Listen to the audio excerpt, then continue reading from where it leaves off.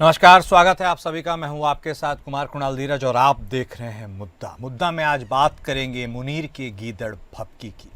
जहां पाकिस्तान के सेना प्रमुख फील्ड मार्शल आसिम मुनीर ने अमेरिका की धरती से भारत के खिलाफ परमाणु धमकी दी है। उन्होंने चेतावनी दी है कि यदि इस्लामाबाद को भारत से अस्तित्व का खतरा महसूस हुआ तो आधी दुनिया को अपने साथ ले डूबेगा। यह अपनी तरह का पहला मामला है जब किसी देश के सेना प्रमुख ने अमेरिकी धरती से किसी तीसरे देश के खिलाफ परमाणु धमकी दी है।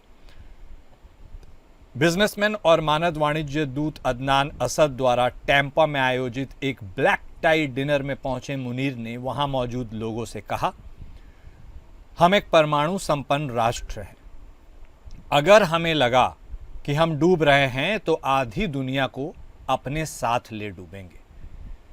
मुनीर ने भारत के साथ 4 दिनों के संघर्ष के बाद 2 महीनों में अपनी दूसरी अमेरिकी यात्रा के दौरान सिंधु नदी के नियंत्रण को लेकर भारत पर निशाना भी साधा।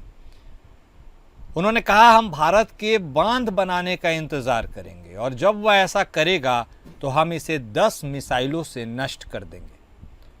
आसिम मुनीर ने भारत की तुलना हाईवे पर दौड़ती मर्सिडीज से और पाकिस्तान की तुलना कंकड़ पत्थरों से भरे डंप ट्रक से की है।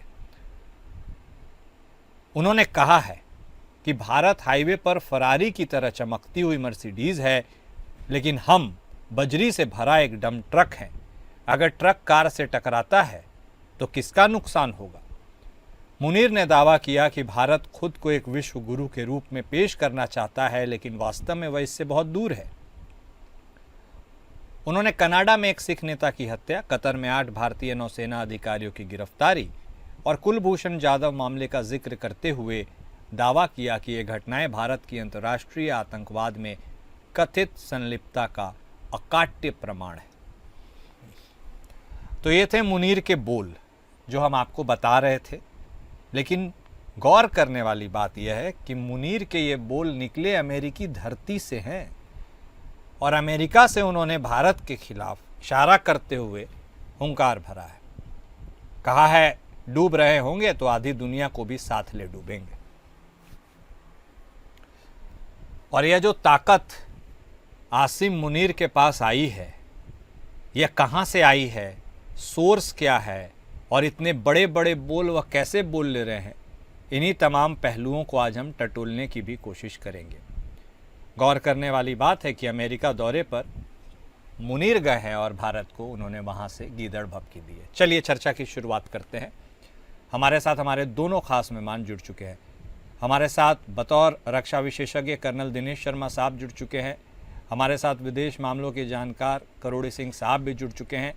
आप दोनों खास मेहमान का स्वागत है। पाकिस्तान ने क्या बोला, उसके क्या मायने हैं, इन सब मुद्दों पर बातचीत करेंगे। शुरुआत सिंह साहब आपके साथ। जहां से बोला है उसने, वह गौर करने वाली बात है। अमेरिका की धरती से इतने बड़े बड़े बोल बोल गए हैं वो, आखिर यह ताकत कैसे आई और इसका कारण क्या है?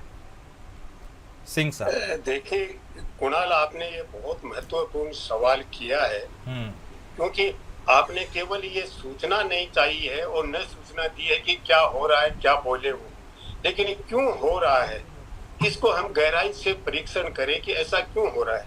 देखिए, हम पाकिस्तान का इतिहास देखें तो जब भी पाकिस्तान में सेना का शासन रहा है, अमेरिका ने पाकिस्तान को अपने एक साधन के रूप में यूज किया है, अपनी रणनीतिक और अपनी सुरक्षा संबंधित इंटरेस्ट के लिए। तो ये तो पाकिस्तान का इतिहास है कि सैन्य शासन से अमेरिका ज्यादा सहयोगी रहा है और जब भी प्रजातांत्रिक शासन रहा है वो अमेरिका से दूर रहा है। और अमेरिका, पाकिस्तान का आवाम है वो भी अमेरिका के फेवर में इतना नहीं है, और अगर होता तो वो डेमोक्रेटिक इलेक्टेड गवर्नमेंट है, वो भी अमेरिका से अच्छा रिश्ता रखती। इसलिए अमेरिका का हित इसी में है कि पाकिस्तान में सैन्य शासन बना रहे और उसी में अमेरिका का हित है। और शायद इसीलिए भारत पाकिस्तान के बीच में ऑपरेशन सिंदूर होने के बाद में मुनीर को बुलाया, और बुलाया नहीं, अमेरिका के प्रेसिडेंट ने एक जो परंपरा होती है उसको तोड़ के एक देश के सैन्य प्रमुख को व्हाइट हाउस में लंच भी दिया। तो इससे ये स्पष्ट है कि अमेरिका अभी भी पाकिस्तान में सैन्य शासन या सैन्य नेतृत्व को प्रमोट करना चाहता है, क्योंकि उससे अमेरिका के जो रणनीतिक हित हैं और दूसरे जो राजनीतिक और भौगोलिक हित है वो पूरे हो सकते हैं, क्योंकि वो पूरी तरह अमेरिका पे डिपेंडेंट हो जाएगा। लेकिन अभी 2 महीने में ही दूसरी बार जाना और मुनीर के वहां 4 जो बातें कही हैं विशेष रूप से, तो चारों वो भारत को टारगेट कर रहे हैं। देखिए, उन्होंने कहा एटॉमिक पावर है, एटॉमिक पावर तो और भी बहुत है, लेकिन उन्होंने ये स्पष्ट करने की कोशिश की है कि अगर भारत पाकिस्तान में कोई तनाव होता है तो हम यूज कर सकते हैं, और भारत पाकिस्तान का तनाव पूरी दुनिया के लिए खतरा हो सकता है, इसलिए दुनिया से वो ये सहानुभूति भी चाहते हैं। दूसरा, उन्होंने जो ट्रक का और मर्सिडीज का एग्जाम्पल दिया है, हाँ। उसको लेके उसके अगेंस्ट में ही पाकिस्तान में ट्रोल कर रहे हैं लोग कि पाकिस्तान को ट्रक कह दिया और इंडिया को मर्सिडीज कह दिया, चमक दमक वाला। तो इससे तो ये इंडिकेशन होता है कि इंडिया बहुत प्रगति कर रहा है, आप कुछ नहीं कर रहे। तो अपने देश में वो इसको लेके तो ट्रोल हो रहा है। तो ये दूसरी बात कही। तीसरी जो आपने भी बताई, इंडस वाटर को लेके कहा कि हम मिसाइल यूज कर सकते हैं, 10 मिसाइल यूज कर सकते हैं, ये किसी की बाप की जागीर नहीं है। तो इस तरह की ये जो बातें वो कह रहे हैं, भारत को टारगेट करके अमेरिका को इस तरह के भाषण को प्रमोट नहीं करना चाहिए। और वो भी किसके सामने कर रहे हैं? अमेरिका की सेना के जो सेंट्रल कमांड के चीफ है उनके रिटायरमेंट के फंक्शन में, और जिसमें केवल अमेरिका के नहीं है, दूसरे देशों के सेना के अधिकारी भी हैं, और उनसे उन्होंने द्विपक्षीय बातचीत भी की है। उसमें भी कुछ इंडिकेशन ऐसे आ रहे हैं कि भारत केंद्रित बातचीत ही थी उसकी मैक्सिमम।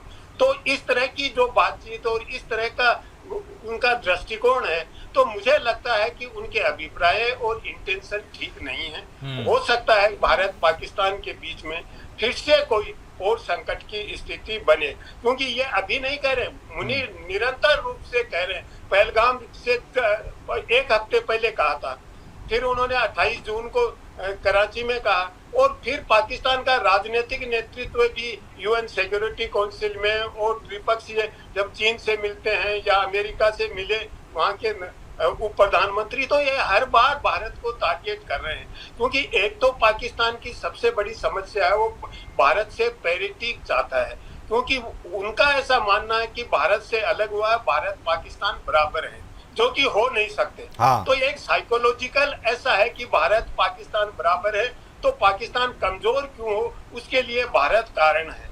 और पाकिस्तान को मजबूत करने के लिए भारत से दुश्मनी को प्रोजेक्ट करना जरूरी है, नहीं तो पाकिस्तान बिखर जाएगा अगर भारत से दुश्मनी प्रोजेक्ट नहीं करें तो इसमें बहुत सी चीजें मिक्सअप है।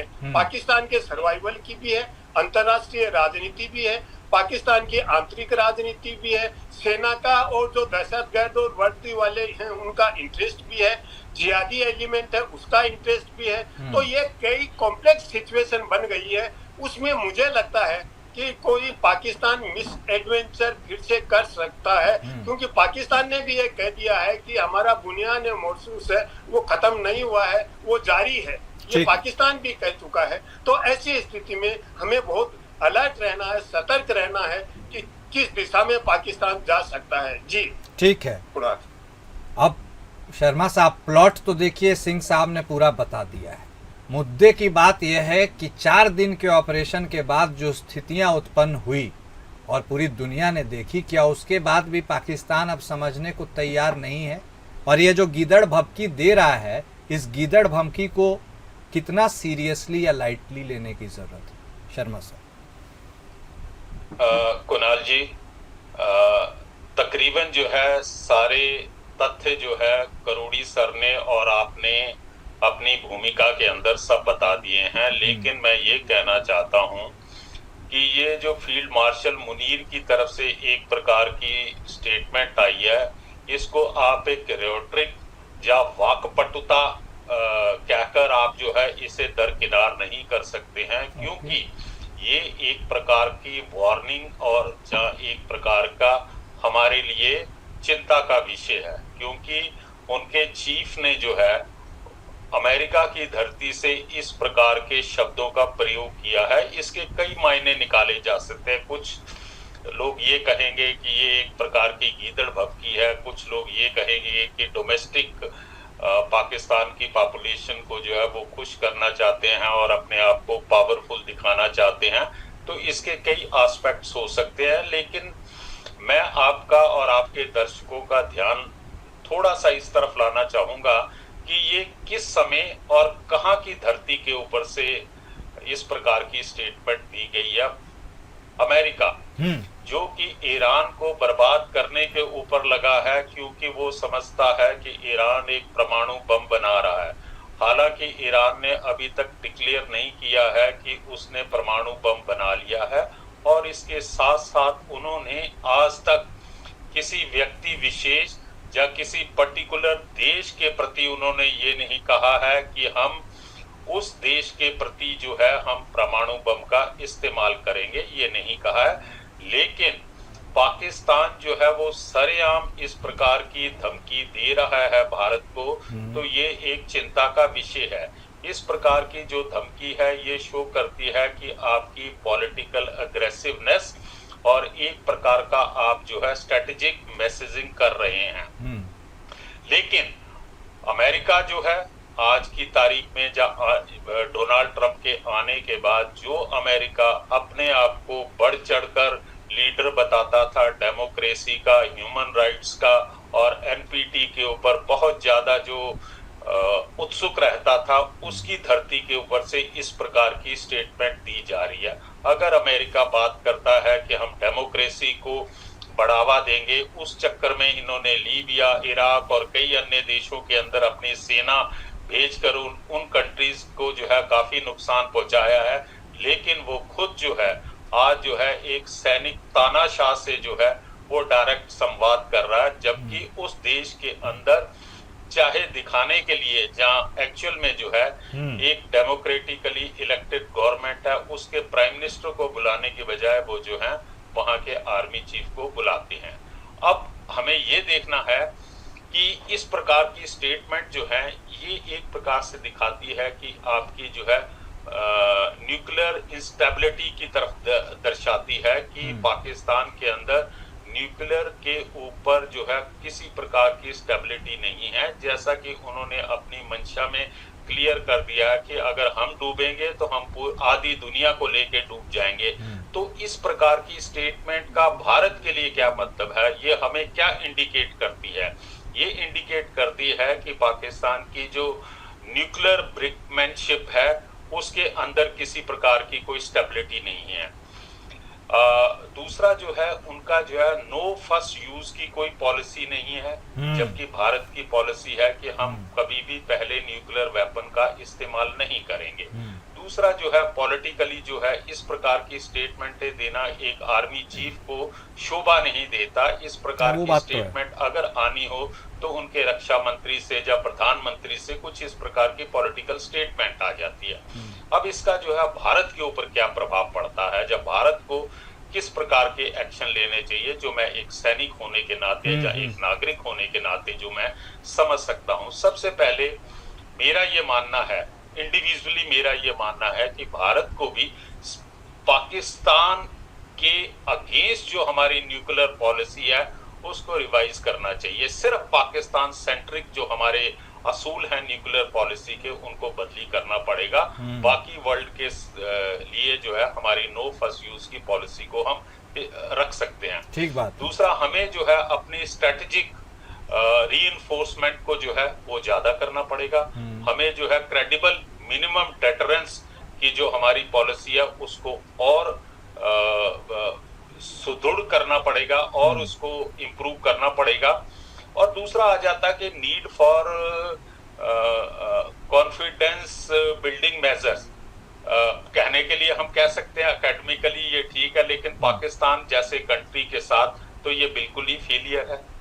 ठीक बात। अब इस प्रकार की स्टेटमेंट आ जाती हैं तो पूरे साउथ एशिया के अंदर जो है एक प्रकार की इंस्टेबिलिटी और टेंशन बढ़ जाती है। और इसके अंदर जो है जब चाइना और पाकिस्तान के जो उनके सामरिक रिश्ते हैं, तो उससे जो है इस चीज का ज्यादा अफेक्ट पड़ता और है बिल्कुल अब इसके टेंशन वाली साथ बात है, बिल्कुल सही कह रहे हैं आप। लेकिन क्या ये केवल इंडिया सेंट्रिक है सिंह साहब? क्या एक और एस्पेक्ट भी हो सकता है, या यह केवल इंडिया सेंट्रिक है? क्या यह भी हो सकता है कि चाइना से लोहा लेने के लिए अमेरिका पाकिस्तान को भी हथियार के तौर पर यूज़ करना चाहता है? शायद वहाँ बेस बना लेने से रणनीतिक तौर पर उसे फ़ायदा हो, क्योंकि बांग्लादेश में भी बेस बनाने की कोशिश की गई थी और उसके बाद शेख हसीना का क्या हाल हुआ वो भी एक बात है।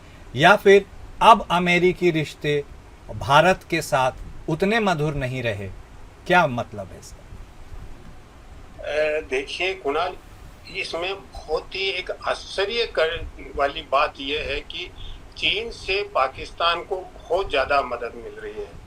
शिप एक बहुत बड़ा प्रोजेक्ट है, ग्वादर को चीन ने डेवलप किया है और फिर चीन की इच्छा के विरुद्ध, चीन शायद नहीं चाहता होगा, वो अमेरिका की तरफ जा रहा है और अमेरिका उसको प्रॉपर तरीके से रिसीव भी कर रहा है, रेस्पॉन्ड कर रहा है। तो ऐसी स्थिति में पाकिस्तान किस तरह से चीन और अमेरिका के बीच में संतुलन बना रहा है, ये बहुत बड़े आश्चर्य की बात मुझे लग रही है। पाकिस्तान का इंटरेस्ट तो इसमें ये हो सकता है कि पाकिस्तान के खैबर पख्तूनख्वा, बलूचिस्तान में आतंकवाद की बहुत बड़ी प्रॉब्लम है और चाइना के बहुत से अधिकारियों को कई बार वो मार भी चुके हैं, उनकी हत्या हो चुकी है। तो चाइना ने डायरेक्ट बलूच नेशनल आर्मी वालों से बातचीत करना शुरू कर दिया और उनसे शायद कोई डील कर रहे होंगे, गिव एंड टेक, कि आप हमारे आदमी को मत मारो, इस तरह का डेफिनेटली हुआ होगा। तो उससे लगता है कि पाकिस्तान के कान खड़े हो गए, क्योंकि आप जो फॉर्मल गवर्नमेंट को बाईपास करके बातचीत करते हैं, लेकिन अब वो चीन को गुड बाय नहीं कह सकते कि इतने फंस चुके हैं चीन के चंगुल में। अब उन्होंने रास्ता ये देखा कि अमेरिका को इन्वॉल्व कर लें और जब अमेरिकन इंटरेस्ट यहाँ इन्वॉल्व हो जाएगा तो जो बलूच नेशनल आर्मी है या टीटीपी है, ये भी कंट्रोल में हो जाएंगे और चाइना भी कंट्रोल में हो जाएगा। ये उनकी स्ट्रेटेजी हो सकती है, क्योंकि बहुत सी बार कुणाल हम क्या करते हैं, हम सोच के चलते हैं कि इस तरह का डिसीजन लेंगे, ये पॉलिसी लेंगे, ये परिणाम होंगे, तो कभी कभी बहुत उल्टे परिणाम निकल आते हैं। जो हम सोचते हैं वैसे नहीं होता, अनएंटिसिपेटेड रिजल्ट्स निकल आते हैं। तो वो अमेरिका के नजदीक जा रहे हैं और अमेरिका को यहाँ मिनरल्स वगैरह, ऑयल की, जैसे ट्रंप ने भारत को टारगेट तो नहीं किया, लेकिन एक सैटायर वे में कहा कि भारत को कभी पाकिस्तान से तेल लेना पड़ेगा, इस तरह की बातें कही। वो एक अलग स्टाइल थी, वो टोन कोई बहुत अच्छी नहीं थी, लेकिन इस तरीके से अमेरिका पाकिस्तान को भाव दे रहा है। तो इसमें अमेरिका का इंटरेस्ट एक तो है कि कुछ मिलेगा अमेरिका को, दूसरा यह कि पाकिस्तान के नजदीक ईरान भी है, सेंट्रल एशिया भी है, भारत भी है। तो अमेरिका का अगर कोई अड्डा बनता है तो अफगानिस्तान में रिस्क बहुत ज्यादा है। अमेरिकन अड्डे, तो वो ये चाहते हैं कि पाकिस्तान में कुछ हमारा बेस बने, अमेरिका का इंटरेस्ट ये है। दूसरा, वो चाइना को भी कर्टेल करने की कोशिश करेंगे, मैसेज देंगे। तो पाकिस्तान पे अमेरिका अपना प्रभाव दिखाना चाहता है और पाकिस्तान भी ये सोच रहा है कि इसमें हमारा इंटरेस्ट पूरा होगा। और इसीलिए देखिए, पाकिस्तान ने अभी जिस सेंट्रल कमांड चीफ के रिटायरमेंट समारोह में वो गए हैं, उसको पाकिस्तान का सबसे बड़ा सिविलियन अवार्ड दिया। नॉर्मली सिविलियन अवार्ड होता है वो मिलिट्री ऑफिशियल के लिए नहीं होता है, निशाने इम्तियाज। तो उसको देना और फिर वहां पे जाना और जाके दूसरे जो कमांडर्स हैं उनसे बातचीत करना, तो मुझे लगता है कि ये पाकिस्तान की राजनीतिक और आर्थिक हेल्थ के लिए कोई अच्छा सिग्नल नहीं है पाकिस्तान के लिए। पाकिस्तान मान के चल रहा है कि हमें अमेरिका से फायदा हो जाएगा, लेकिन मुझे नहीं लगता कि अमेरिका इतना पाकिस्तान को कोई फायदा देगा। निश्चित रूप से यूज करेगा तो भारत के लिए तो खतरा है, स्वयं पाकिस्तान के लिए भी खतरा है और पाकिस्तान के आवाम के लिए भी खतरा है। तो अब किस दिशा में ये जाते हैं, लेकिन मिलिट्री के साथ अमेरिका का एंगेजमेंट, जो दिनेश जी ने कहा कि अमेरिका डेमोक्रेसी की बात करता है, ह्यूमन राइट्स की बात करता है, मानवता की बात करता है, वो ही नहीं, उन्होंने क्लाइमेट चेंज को भी गुड बाय कह दिया कि धरती बचे या नहीं बचे हमारा कोई मतलब नहीं है, क्लाइमेट चेंज की हमारी कोई जिम्मेदारी नहीं है। जबकि पूरी दुनिया ये कह रही है कि पूरा प्लानेट खतरे में है अगर क्लाइमेट चेंज ऐसे ही होता रहा तो अमेरिका तो अपनी जो मानवीय जिम्मेदारियां हैं उनसे पूरी तरह से हट चुका है। ट्रंप ये एडमिनिस्ट्रेशन ये कह चुका है कि हमारा डेमोक्रेसी से कोई लेना देना नहीं है, ह्यूमन राइट्स से दुनिया में क्या हो रहा है हमें कोई लेना देना नहीं है, हम तो अमेरिका को ग्रेट बनाएंगे हर कंडीशन में, हर हालत में। तो उनका तो पूरा एटीट्यूड ही बदल गया है। तो ये एक रेस्पॉन्सिबल सुपर पावर का नहीं है, तो अमेरिका भी अपने सुपर पावर की लेजिटिमेसी खोता जा रहा है इस तरह का व्यवहार करके। तो भारत तो सबसे बड़ी डेमोक्रेसी है, वो भारत से तो अच्छे रिलेशन होना चाहिए अगर अमेरिका डेमोक्रेसी को प्रमोट करता है, क्योंकि भारत में तो डेमोक्रेटिकली इलेक्टेड गवर्नमेंट है। हाँ। लेकिन भारत पे जिस तरीके से प्रेशर बना रहा है वो लगता नहीं कि अमेरिका का कोई ऐसा इंटरेस्ट है ह्यूमन राइट्स में या डेमोक्रेसी में। तो अमेरिका तो सिर्फ अपना क्रूड इंटरेस्ट जिसको हम कहते हैं उसके लिए आगे बढ़ रहा है, तो जो अमेरिका के लिए स्वयं के लिए भी अच्छा नहीं है। जी कुणाल। नहीं, ठीक बोले हैं आप, और एकदम जिस तरह से आप बोले हैं ये तो अब शर्मा साहब ये तो अजीब सा मकड़जाल वाला स्थिति उत्पन्न हो रहा है। एक तो चाइना से हमारे कैसे संबंध हैं, दूसरा पाकिस्तान के बारे में कुछ कहना नहीं है, और अब यदि एक तरह से अमेरिका का साथ भी उसे मिलता हुआ नजर चला जाएगा तो क्या वाकई में इंडिया को स्ट्रैटेजिक मूव लेना पड़ेगा, और किस तरह से ये टेंशन वाली बात है क्या? कुणाल जी, हमें ना थोड़े से बिंदुओं को एक साथ जोड़ना पड़ेगा, और स्पेशली मैं आपका ध्यान आकर्षित करना चाहता हूं 2022 के बाद जो डिप्लोमेटिक अलायंस बन रहे हैं वो लगातार गतिशील हो रहे हैं। उससे पहले जो है एक सेट प्रोसीजर था कि ये देश आपस के अंदर मित्र हैं, दूसरे देश ये आपस के अंदर मित्र हैं, और इस प्रकार से वो चल रहा था। लेकिन 2022 के बाद रशिया का यूक्रेन के ऊपर हमला होना, उसके बाद जो है आपके अलायंसेस जो हैं वो बदली होते रहते हैं। अब बात आ जाती है अमेरिका की। देखिए साहब, हमारे और अमेरिका के जो इंस्टीट्यूशनल रिलेशनशिप है उसके ऊपर किसी प्रकार की कोई आंच नहीं आई है। हमारे रिश्ते खराब हुए हैं ट्रेड को लेके, जो टैरिफ के ऊपर बातचीत हो रही है, जिस प्रकार से हमें प्रेशर किया जा रहा है, और प्रेशर करने के अंदर भी 2-3 एस्पेक्ट हैं जो डोनाल्ड ट्रंप है। पहली बात तो ये है कि भारत की पार्लियामेंट के अंदर प्रधानमंत्री साहब ने कह दिया कि सिंदूर के दौरान हमें किसी भी पावर ने जो है युद्ध रोकने के लिए प्रेशर नहीं डाला। दूसरा ये है कि भारत ने आज तक कभी भी रशिया को जो है कंडम नहीं किया, जबकि अमेरिका वांटेड कि भारत जो है इस युद्ध के अंदर रशिया को कंडम करे। तीसरा जो है हम रशिया से जो है ऑयल खरीद रहे हैं, वेपन खरीद रहे हैं, और इसके साथ साथ जो है देखिए अब जो है अमेरिका भी जो है अलग थलग पड़ गया है। यूरोप वालों ने इमोशनली जो है या साइकोलॉजिकली जो है उन्होंने अपने आप को एक प्रकार से डिटैच कर लिया। अभी हाल की 2-3 दिन की खबर है कि स्पेन ने और स्विट्जरलैंड ने जो है F-35 का ऑर्डर जो है वो कैंसिल कर दिया। तो ये किस प्रकार के इंडिकेशन है। भारत के साथ जो है जो पाकिस्तान को ये जो लॉलीपॉप अमेरिका दे रहा है, ये बेसिकली इनडायरेक्टली जो है भारत के ऊपर एक प्रकार का प्रेशर डालना है कि आप हमारे साथ ट्रेड डील हमारे टर्म्स ऑफ रेफरेंस के ऊपर जो है आप साइन कर लीजिए। लेकिन डोनाल्ड ट्रंप को दोबारा एक बहुत जोर का झटका धीरे से लगा, जबकि चाइना के प्रेसिडेंट ने जो है क्रिटिसाइज किया कि डोनाल्ड ट्रंप का भारत के ऊपर 50% जो है टैरिफ लगा देना। और अभी कुणाल जी एक चीज का आप ध्यान रखिए कि अगर भारत ने रशिया से तेल खरीदना बंद कर दिया किसी कारणवश, जो कि पॉसिबिलिटी बहुत कम है, तो आप क्या समझते हैं कि ये जो पीपीसी है, पैसिफिक पाइपलाइन कंसोर्टियम, जो कि कजाकिस्तान से चलती है और वहां ब्लैक सी तक जाती है, जो पाइपलाइन से तेल जाता है, जिसके अंदर अमेरिकन कंपनीज जो है उनकी पार्टनरशिप है। अगर कहीं रशिया ने जो है वो टैप बंद कर दिया तो इसकी रेपरकेशन क्या होगी, ये भी डोनाल्ड ट्रंप ने शायद सोचा है, या आने वाले दिनों में सोचेंगे। और लास्ट बात मैं बता रहा हूं कि यस, हमें जो है पाकिस्तान से और जिस प्रकार से अमेरिका जो है पाकिस्तान को बढ़ावा दे रहा, यह हमारे लिए एक प्रकार से चेतावनी है और हमें जो है विजिलेंट रहना है। लेकिन हमारी डिप्लोमेसी की या हमारे देश की ये खूबसूरती है कि हम इमीडिएटली मुनीर की तरह रिएक्ट नहीं करते, हम पूरी सिचुएशन को समझते हैं और हमारे हित के अंदर जो होता है हम उसके ऊपर एक्शन ले लेते हैं। जहां आप कुणाल साहब इसको कह सकते हैं कि हमारी स्ट्रेटेजिक पेशेंस है। हमने डोनाल्ड ट्रंप की तरह जो है नी जर्क एक्शन या पब्लिकली जो है हमने किसी प्रकार का वाद विवाद नहीं किया है। हमारे अंदर सोच है, हमारे अंदर संयम है, और समय आने के ऊपर जो है हम अपने राष्ट्र हित के मुताबिक काम करेंगे। हमें आज तक 1947 से चाहे कोई भी सरकार रही हो, हम किसी से दबे नहीं है, ना दबेंगे। तो ये हमारे भारत देश की जो है एक प्रकार से सुंदरता है, या आप कह लीजिए कि हमारी आत्मशक्ति है। ठीक जी कुणाल जी, ठीक है, नहीं बिल्कुल सही कहा है आपने, दबेंगे तो नहीं, लेकिन हाँ एक बात आपने और कही, विजिलेंट रहने की जरूरत है। और जैसा सिंह साहब ने भी बहुत चीज़ों को बताया है, इन सब पे वॉचफुल रहने की ज़रूरत तो है ही।